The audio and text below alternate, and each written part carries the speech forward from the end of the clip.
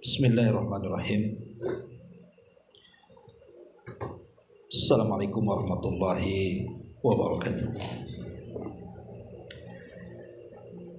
Alhamdulillah wassalatu wassalamu ala Rasulillah wa ala alihi wa sahbihi wa mawalah wa la hawla wa la quwwata illa billahi wa ba'd.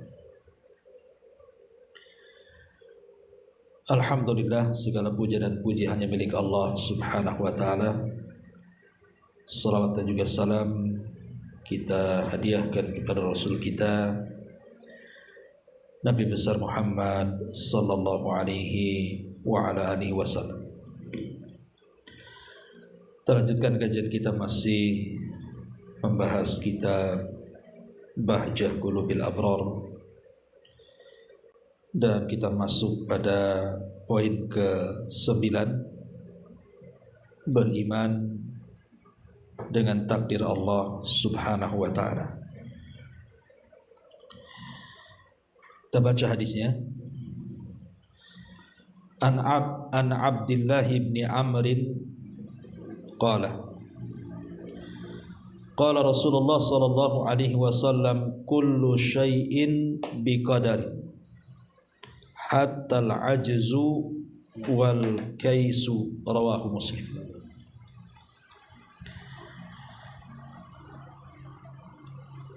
Kata Nabi sallallahu alaihi wasallam,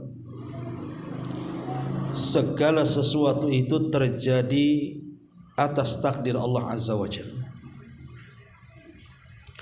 hingga kelemahan dan kecerdasan seseorang juga, semua karena takdir Allah subhanahu wa ta'ala. Hadis ini dikeluarkan oleh Imam Muslim. Ma'asyiral muslimat yang dimuliakan Allah subhanahu wa ta'ala, hadis ini salah satu dasar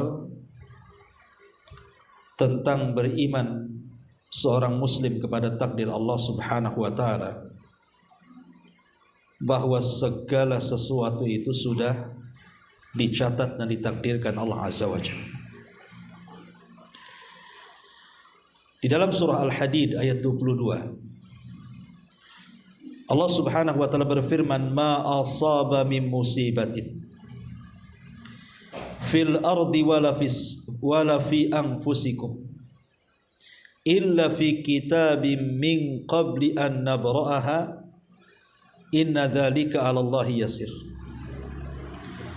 likai la ta'sau 'ala ma fatakum wa la tafrahu bima atakum wallahu yuhibbu kulla mukhtalin fakhur. Allah berfirman, tidak ada satu bencana pun yang menimpa di bumi dan tidak pula pada diri kalian kecuali semua sudah tertulis dalam kitab Lauhil Mahfuz sebelum kami menciptakannya. Sesungguhnya yang demikian itu bagi Allah sangat mudah sekali.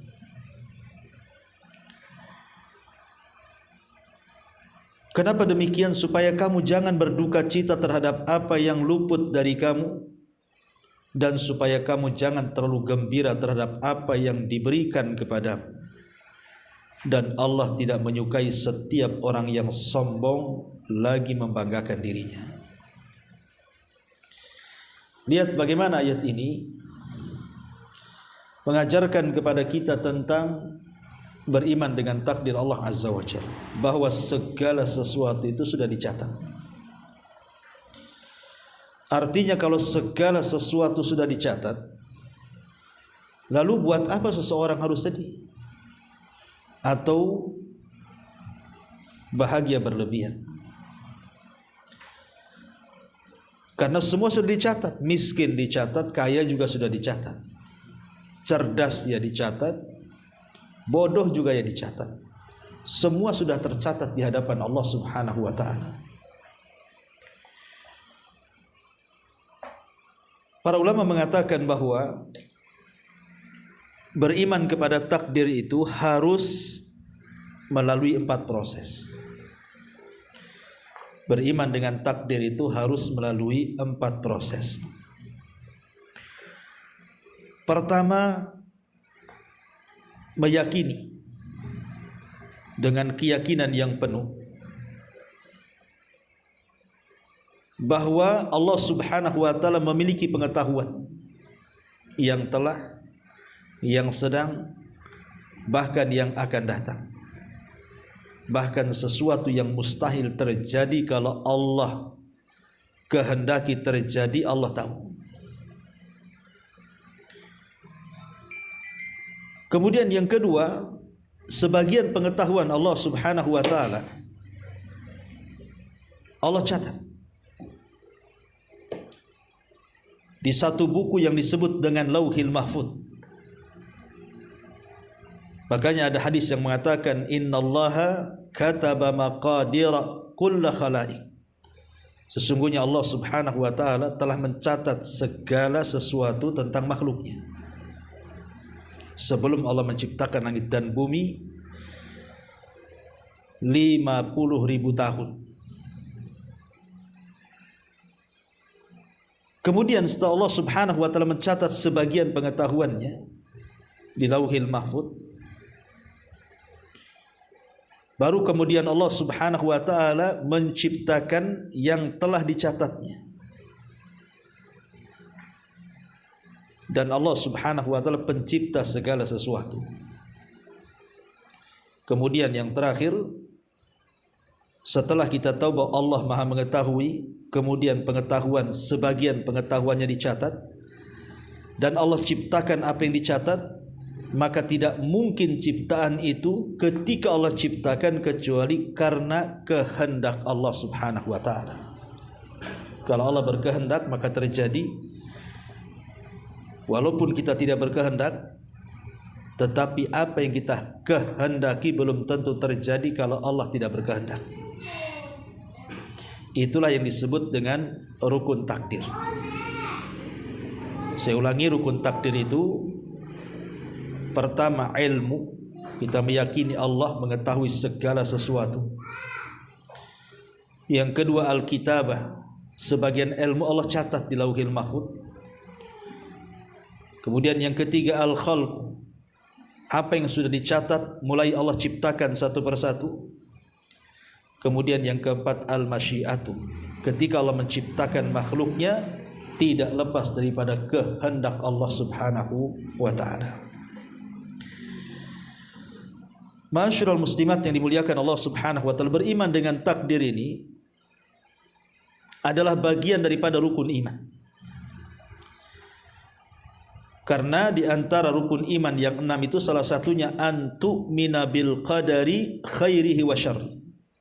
Engkau beriman dengan takdir, walaupun takdir itu bersifat baik ataupun bersifat buruk. Kita harus meyakini bahwa semua datang dari Allah Subhanahu wa taala. Lalu apa faedahnya? Kenapa seorang muslim itu harus beriman dengan takdir Allah Subhanahu wa taala? Satu, ar-ridha wal yakin bil iwadhi. Dengan yakinnya kita dengan takdir Allah Azza wa Jalla akan melahirkan redha dan keyakinan bahwa segala sesuatu ada gantinya. Segala sesuatu ada gantinya. Contoh umpamanya, ibu dapat musibah, anak ibu meninggal dan dia belum balik. Kalau ibu yakin bahwa ini sudah takdir Allah Subhanahu wa taala, dan kelak anak yang meninggal itu dijadikan oleh Allah Subhanahu wa taala menjadi syafaat bagi kita pada hari kiamat sebagai gantinya, maka pasti kita akan redha. Kita akan ikhlas dengan kepergiannya, karena yakin bahwa Allah akan mengganti yang jauh lebih baik lagi. Makanya ada kaidah yang mengatakan man taraka syai'an lillahi awwadallahu khairan minhu. Barang siapa yang meninggalkan sesuatu karena Allah, maka Allah Subhanahu wa taala akan ganti sesuatu itu. Ini yang pertama. Makanya Ummu Salamah radhiyallahu anha saat meninggal suaminya Abu Salamah, Nabi SAW mengajarkan doa kepada Ummu Salamah. Apa doanya? Inna lillahi wa inna ilaihi raji'un, Allahumma hjurni fi musibati wa akhluf li khairan minha. Sesungguhnya semua datang dari Allah dan akan kembali kepada Allah. Ya Allah, berikan ganjaran akan musibah yang menimpaku. Ya Allah, gantilah musibah ini dengan yang jauh lebih baik lagi. Ketika Ummu Salamah radhiyallahu anha ditinggal mati suaminya Abu Salamah, kemudian dia berdoa dengan doa yang diajarkan Rasul dan dia mengikhlaskan kepergian suaminya, maka Allah ganti dengan yang lebih baik suaminya. Kenapa? Karena setelahnya Ummu Salamah dilamar Nabi, dan Nabi jauh lebih baik daripada Abu Salamah. Ini yang pertama.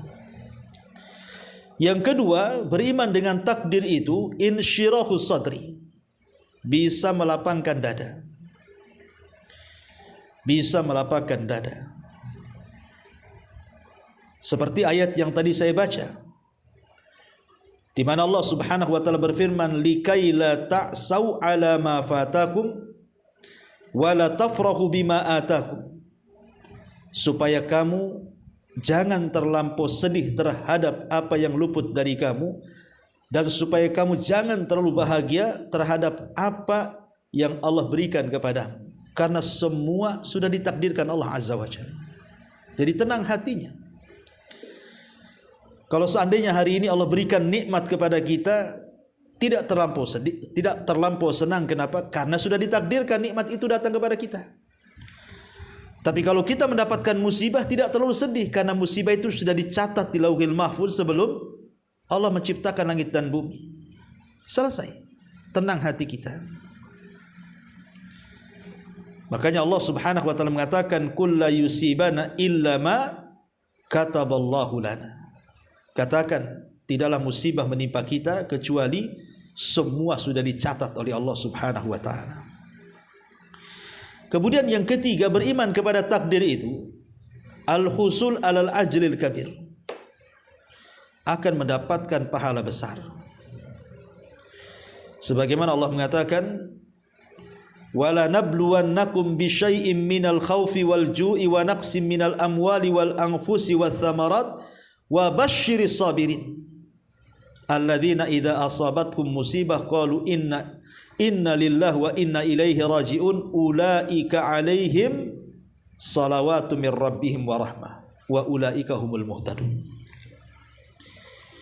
Dan sungguh kami akan uji kalian dengan sedikit ketakutan, rasa lapar, kekurangan harta, jiwa, kekurangan buah-buahan. Tapi berbahagialah orang-orang yang sabar, orang-orang yang apabila ditimpa musibah kepada mereka, mereka mengatakan semua datang dari Allah dan akan kembali kepada Allah. Lihat balasannya, ulaika alaihim salawatu mir rabbihim. Maka orang-orang yang seperti itu akan mendapatkan salawat dari Allah, salawat dari Rabb mereka. Dan salawat dari Allah itu artinya mendapatkan pujian. Kita dipuji oleh Allah di hadapan makhluk yang ada di langit sana. Cukup sampai di sini? Tidak. Wa rahmah, dan Allah akan turunkan rahmatnya kepadanya.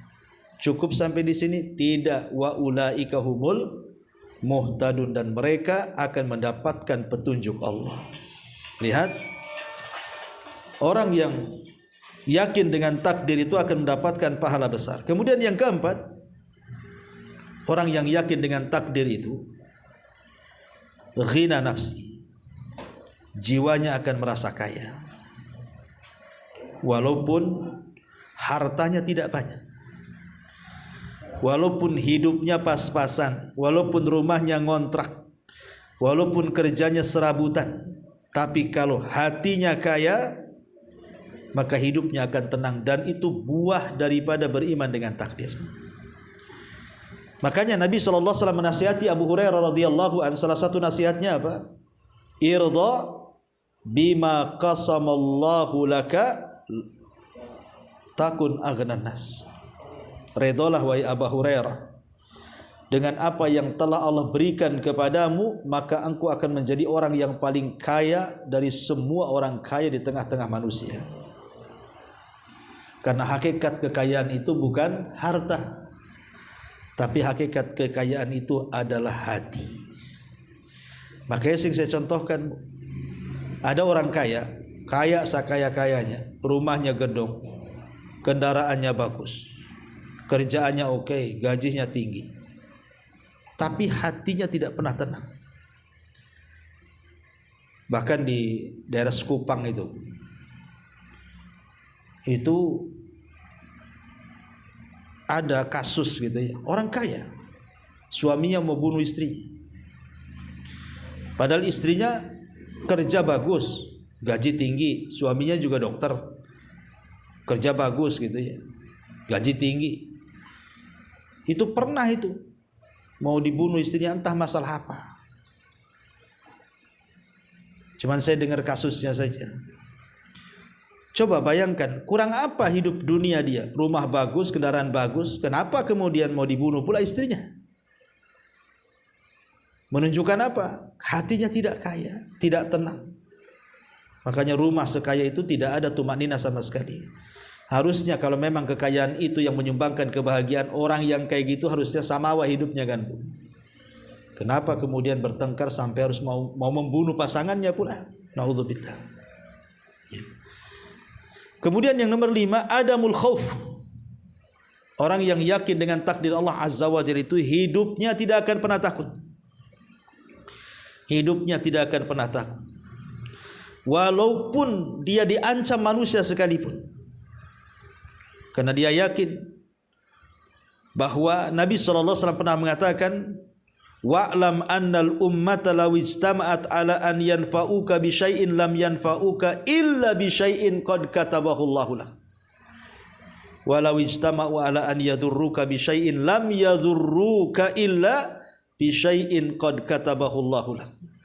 Seandainya manusia semuanya datang untuk memberikan manfaat kepadamu, tapi manfaat itu tidak dicatat oleh Allah, manfaat itu tidak tercatat di Lauhil Mahfuz, maka manfaat itu tidak akan datang kepadamu.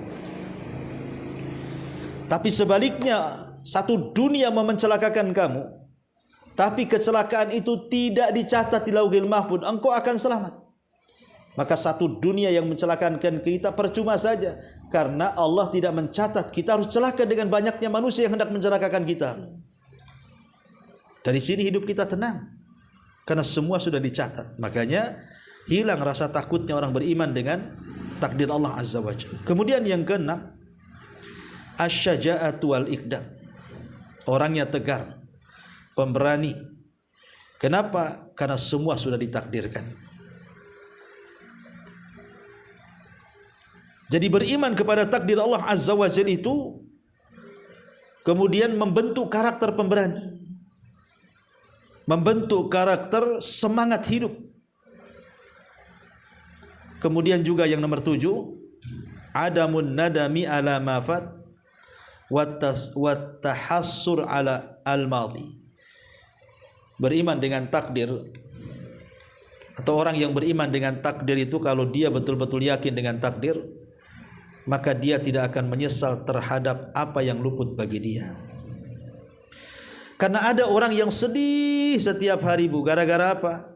Barang yang dicarinya nggak ketemu, baju yang dicarinya nggak dapat, tas yang dicarinya raib kemana, kebeli orang, sedih rasanya, nyesal. Ya. Jadi ataupun mungkin suaminya meninggal dunia, anaknya meninggal dunia, atau orang tercinta meninggal dunia, dia tidak akan sedih, karena semua sudah ditakdirkan Allah Azza wa Jalla. Lihat Ummu Sulaim, ketika anaknya meninggal dunia, tiba-tiba keluarganya menangis marah dia, dan mengatakan siapapun yang menangis di rumah ini keluar. Tidak ada yang boleh menangis karena kematian putraku, katanya. Dan tidak boleh salah seorang di antara kalian memberitahu kematian putranya kepada suamiku Abu Talha. Ketika Abu Talha datang dari safar, rupanya Ummu Sulaim itu sudah memandikan anaknya yang sudah mati itu. Kemudian ditidurkan di tempat tidur yang biasa dia tidur di situ, seolah-olah dia tidak sedang mati, dia sedang tidur.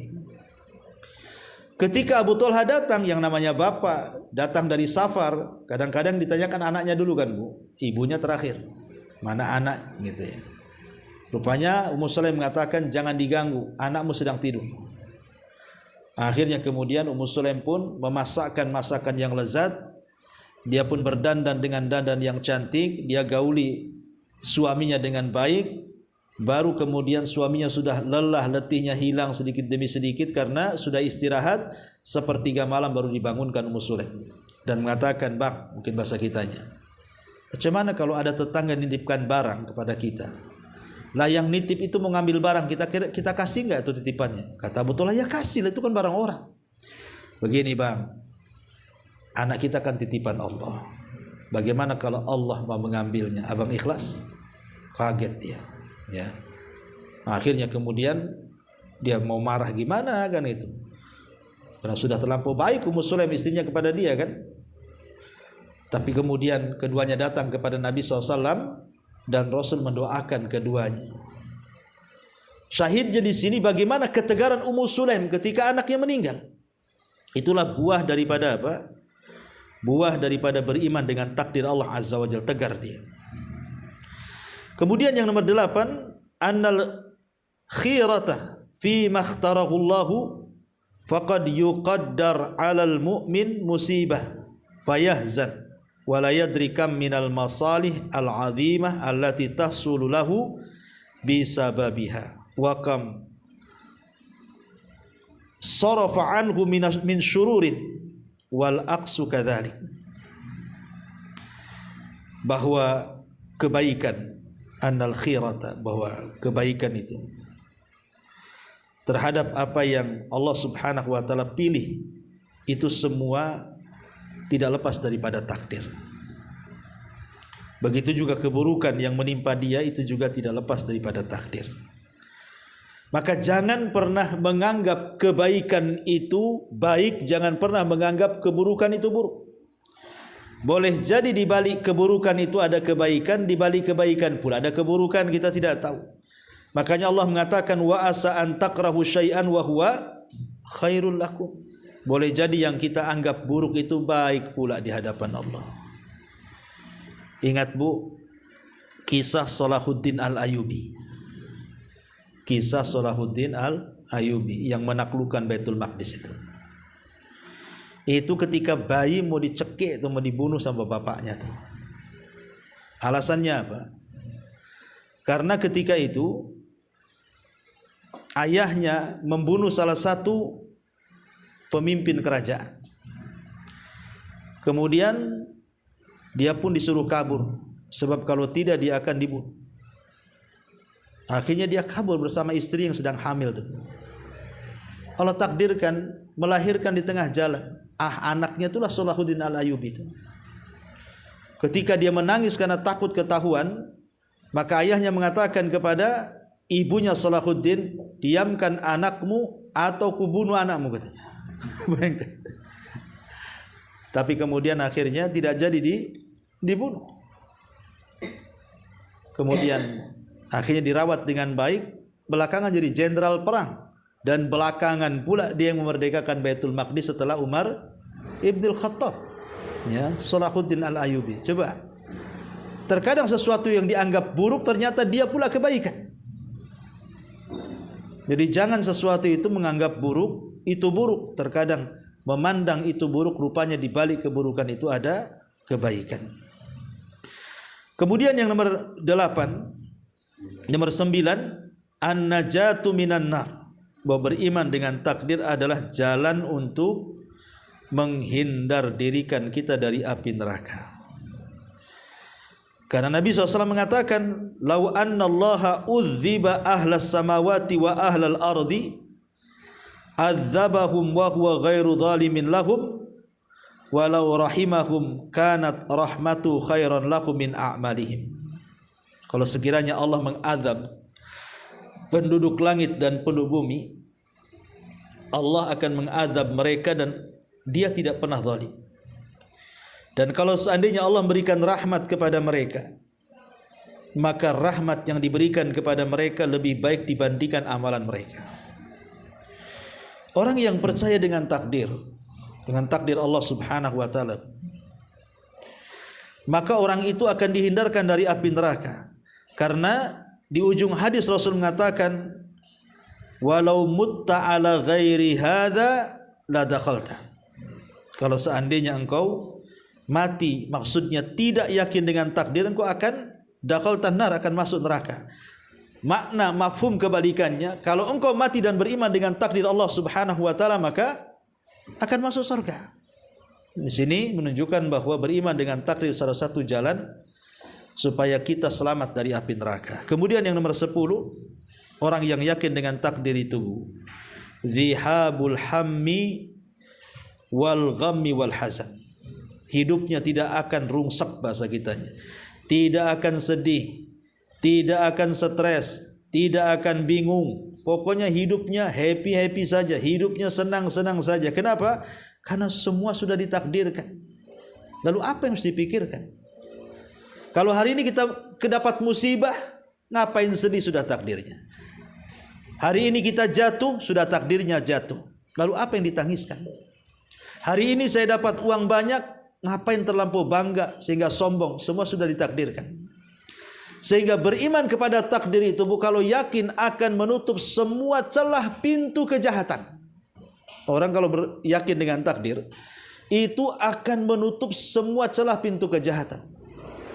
Orang mencuri tidak akan mencuri, orang merampok tidak akan merampok, orang korupsi tidak akan koruptor, orang koruptor tidak akan korupsi. Tidak akan ada orang berbuat curang. Sebab buat apa seseorang itu mencuri, toh juga rizkinya hari itu sudah ditentukan. Buat apa merampok, rizkinya sudah ditentukan. Buat apa korupsi, rizkinya sudah ditentukan. Sehebat apapun kita merampok, mencuri, korupsi, kalau takdir rizkinya segitu, ya segitu saja. Maka mendingan yakin dengan takdir, redha dengan pemberian Allah Subhanahu wa taala, itu selamat kita. Ma'asyiral muslimat yang dimuliakan Allah Subhanahu wa taala. Masih bagus. Masih bagus. Ya. Itulah di antara 10 faedah beriman dengan takdir Allah Subhanahu wa taala. Baik, kembali kepada hadis Nabi sallallahu alaihi wasallam di sini.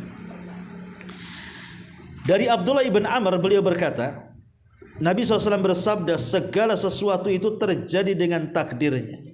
Inna kulla syai'in khalaqnahu biqadar. Segala sesuatu itu terjadi karena takdir Allah Azza wa Jalla. Kemudian Rasul mengatakan, hatta al-ajzu wal kais, sampai kepada masalah kelemahan, sampai kepada masalah kecerdasan, itu semua sudah ditakdirkan Allah Subhanahu wa taala. Ma'asyiral muslimat yang dimuliakan Allah Subhanahu wa taala. Kalimat al-ajzu, maksudnya al-ajzu di sini artinya lemah dari ketaatan kepada Allah Azza wa Jalla. Lemah dari ketaatan. Lemah dengan malas itu beda, Bu. Lemah dengan malas itu beda. Makanya kita berlindung dari kelemahan dan kemalasan, kan. Allahumma inni a'udzubika minal ajzi wal kasal. Ya Allah, aku berlindung darimu dari kelemahan dan kemalasan. Maksudnya gimana? Apa bedanya malas dengan lemah? Ya. Kalau lemah itu keinginannya kuat tapi tidak bisa dilakukan. Kalau malas itu punya keinginan dan dia bisa melakukannya tapi tidak melakukan. Contoh, datang azan, anggaplah azan asar nanti. Ibu atau yang lain lah, seseorang kena serangan jantung, stroke lah. Ya, ada seseorang stroke. Orang stroke ini, Bu, dia kepengen ke masjid. Karena sebelum stroke memang dia suka ke masjid. Dia pengen ke masjid, cuman karena badannya lemah, tidak sanggup untuk ke masjid, maka tidak bisa berangkat ke masjid. Itulah namanya lemah. Dia hanya angan-angannya kuat tapi tidak bisa melakukan.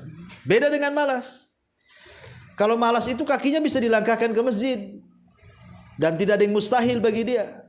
Tapi karena malasnya dia tidak mau berangkat ke masjid. Tapi dua-duanya juga sudah ditakdirkan Allah Azza wa Jalla. Ya. Baik orang lemah, orang malas, itu semua sudah ditakdirkan. Termasuk juga al-kayyis. Kayyis itu artinya cerdas. Kata Nabi SAW, al-kayyisu man dana nafsah wa amila lima ba'dal maut. Orang cerdas itu orang yang selalu introspeksi diri dan beramal untuk kematiannya. Itulah orang cerdas. Dia tidak mungkin menghilangkan waktunya begitu saja. Orang cerdas itu pasti akan memanfaatkan waktu sebaik mungkin. Karena ada kehidupan, dia tahu ada kehidupan setelah kematian dan dia akan mempertanggungjawabkan di hadapan Allah Subhanahu wa taala. Tetapi baik lemah, baik cerdas, semua di atas takdir Allah Subhanahu wa taala. Supaya kalau kemudian keyakinan takdir kuat, orang yang cerdas tidak sombong dengan kecerdasannya, orang yang lemah tidak merasa kecil dengan kelemahannya, karena dua-duanya takdir Allah Subhanahu wa taala. Kan enak kalau gitu tuh. Ya. Kalau beriman dengan takdir itu enak sebenarnya hidupnya. Orang yang tidak beriman dengan takdir itulah yang selalu tasahud.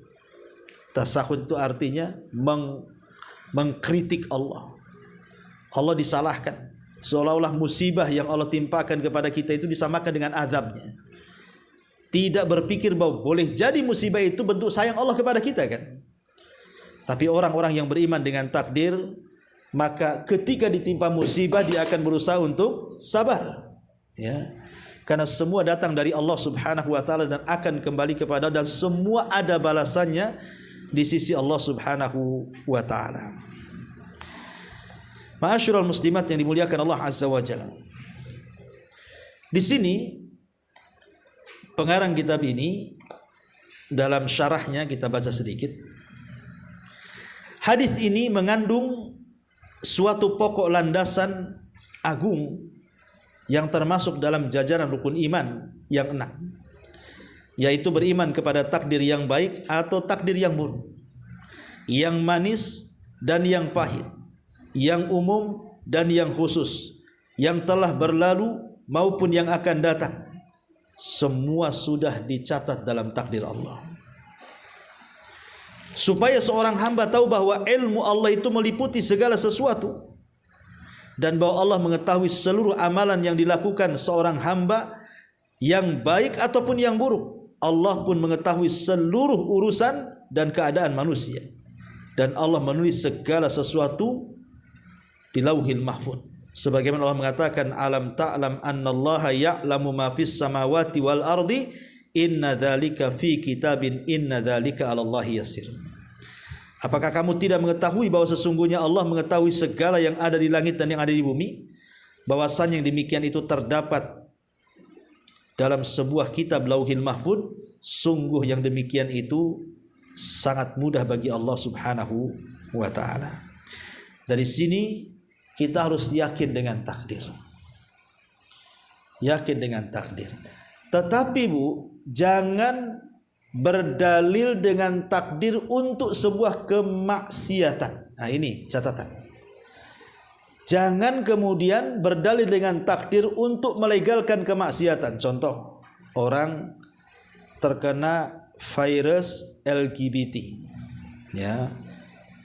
Nah, virus LGBT, Bu. Apa kata orang yang LGBT ini?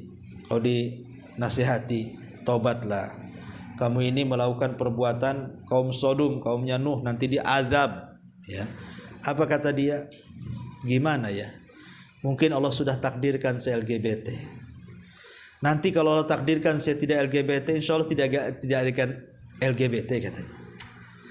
Tidak bisa melegalkan maksiat dengan takdir itu. Kenapa? Karena Allah menciptakan keburukan sebagaimana Allah menciptakan kebaikan. Tapi Allah menyuruh kebaikan dan Allah tidak pernah menyuruh keburukan. Walaupun dua-duanya ciptaan Allah. Yang baik ciptaan Allah, yang buruk ciptaan Allah. Iblis ciptaan siapa? Ciptaan Allah. Iblis bagus atau tidak? Tidak bagus. Tetap Allah ciptakan. Ya. Malaikat Allah ciptakan baik. Jadi Allah menciptakan yang buruk, Allah menciptakan yang baik. Dua-duanya Allah yang ciptakan, tapi yang baik Allah perintahkan, yang buruk Allah menyuruh kita meninggalkannya. Makanya jangan pernah melegalkan sebuah kemaksiatan dengan takdir. Karena dahulu ada perdebatan antara Nabi Musa dengan Nabi Adam. Kata Nabi Musa, wahai Adam, gara-gara kamu kau makan buah larangan, akhirnya kami anak cucumu lah yang merasakan hidup di dunia panah, di dunia yang terhina ini. Coba kamu tak makan buah larangan, kami sudah enak di sorga, kata Nabi Musa. Kata Nabi Adam, janganlah berkata seperti itu wahai Musa. Saya ingin tanya satu hal. Karena engkau adalah kalimur rahman, Nabi yang suka diajak berdialog dengan Allah. Saya ingin tanya, ada enggak di Tauratmu yang mengatakan kalimat kemudian Adam bermaksiat dan akhirnya dikeluarkan dari sorga? Kata Musa, ada. Kalau ada, salahkan Tauratmu. Kenapa? Karena Tauratmu lebih dulu dicatat dibandingkan Allah menciptakan aku, katanya. Lihat, tidak boleh berdalil dengan takdir. Ini kan Nabi Musa menyandarkan takdir kepada gara-gara engkau wahai Adam, itu kan namanya menyandarkan takdir. Tapi Adam berhasil mematahkan hujah Nabi Musa. Kata Adam, kamu jangan salahkan aku, salahkan kitabmu. Coba dalam kitabmu tidak ada kalimat Adam bermaksiat kemudian turun dari dunia, dari sorga ke dunia. Mungkin saya tetap di sorga. Gara-gara dicatat itulah akhirnya aku jadi turun ke sorga. Karena pencatatan lebih dulu daripada penciptaan aku, katanya. Jadi tidak benar, ya, berdalil dengan kemaksiatan kemudian mengatakan ini sudah takdir. Tidak. Manusia itu diberikan otak, diberikan mata, diberikan telinga, diberikan mulut, diberikan tangan, kaki, semua untuk memandang mana yang hak dan mana yang batil.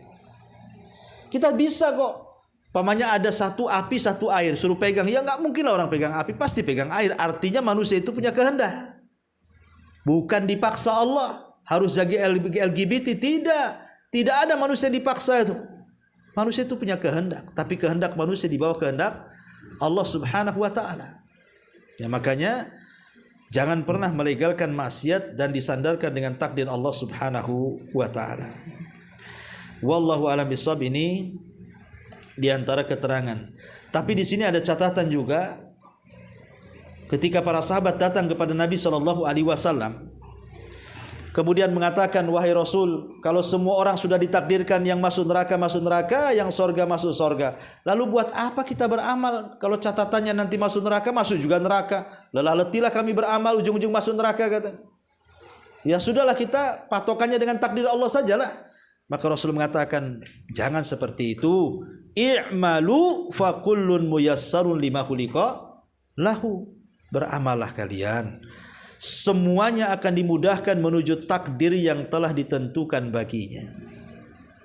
Tidak usahlah berpikir terlampau jauh. Kalau kita sudah ditakdirkan ngapain begini, nggak perlu. Sudah, kita ini beramal saja. Karena catatan takdir pun kita tidak tahu kan.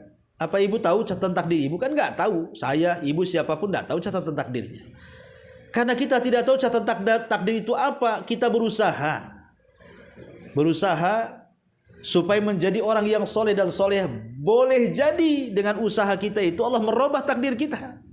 Bukankah Rasul yang mengatakan la yaruddul qada illa doa? Tidak ada yang menolak takdir kecuali doa, dan tidak ada yang menambah umur kecuali silaturahim. Walaupun sebagian ulama mengatakan maksudnya di sini dalam catatan malaikat, gitu ya. Tapi kita bisa katakan di sini bahwa beriman dengan takdir Allah Subhanahu wa ta'ala adalah sebuah keindahan bagi orang yang hidup di dunia. Dan orang yang tidak yakin dengan takdir Allah itu sebuah kesengsaraan. Nanti kalau melihat orang itu aneh-aneh dia. Kenapa si anu begini, kenapa aku begini? Kenapa si anu begitu, kenapa aku begini? Kenapa rumah si anu bagus, kenapa rumah saya jelek? Kenapa begini, kenapa? Akhirnya membanding-bandingkan. Tapi orang yang yakin dengan takdir tidak mungkin membanding-bandingkan. Ya. Tapi justru orang yang yakin dengan takdir pasti kalaupun harus membandingkan, dia akan membandingkan kepada yang lebih bawah dibandingkan dia. Supaya lebih bisa bersyukur. Alhamdulillah saya punya rumah, tetangga tidak punya. Ya, jadi itu yang dipahami tentang beriman kepada takdir Allah Subhanahu wa ta'ala. Wallahu a'lam bishawab. ini yang bisa sampaikan sebelum saya tutup. Kalau ada yang bertanya silahkan. Kita kan maunya takdirnya baik ya. Gimana caranya? Gimana? Kita maunya kan takdirnya kan takdir yang baik. Iya.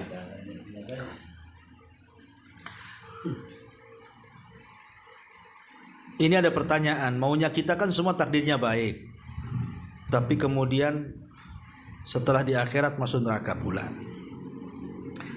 Sebenarnya jangan menghayal.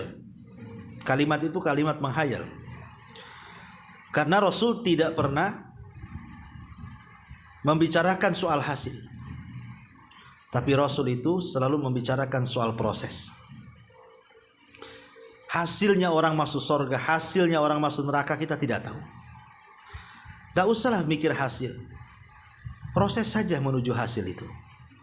Mencari sebab. Makanya kemudian ketika Nabi SAW kemudian ditanya para sahabat Rasul, kalau takdir kami sudah masuk neraka, ngapain beramal katanya. Maka Rasul mengatakan, fakullun muyassarun lima khuliqa lahu. Kemudian Rasul membacakan ayat, fa amma man a'ta wattaqa wa saddaqa bil husna fasanuyassiruhu lil yusra. Barang siapa yang a'ta memberi, wattaqa karena Allah, ya, kemudian wasaddaqa bil husna membenarkan adanya surga, fasanuyassiruhu lil yusra. Di sini syahidnya, maka jalannya sudah dimudahkan, Allah mudahkan lagi. Maksudnya jalan ke surga sudah mudah, Allah mudahkan lagi tadi. Karena namanya amalan itu akan melahirkan amal yang lain, sama dengan dosa melahirkan dosa yang lainnya. Ibu kalau rajin sholat wajib pasti akan bisa melakukan sholat rawatib. Kalau sudah rajin sholat rawatib nanti bisa melakukan duha. Kalau sudah duha nanti bisa melahirkan sholat malam. Begitulah amal soleh akan melahirkan amal soleh yang lainnya. Sampai akhirnya dia ditutup dengan amal soleh yang terakhir itu. Begitu juga dosa. Dosa itu bisa melahirkan dosa yang lainnya. Boleh jadi akhirnya ditutup dengan dosa yang terakhir yang ia lahirkan dari dosa itu. Makanya nggak perlu kita bertanya soal ghayah, ya, soal akhir, tapi perhatikanlah prosesnya. Yang penting kita beramal, nanti dengan itu Allah mudahkan kita. Wallahu a'lam.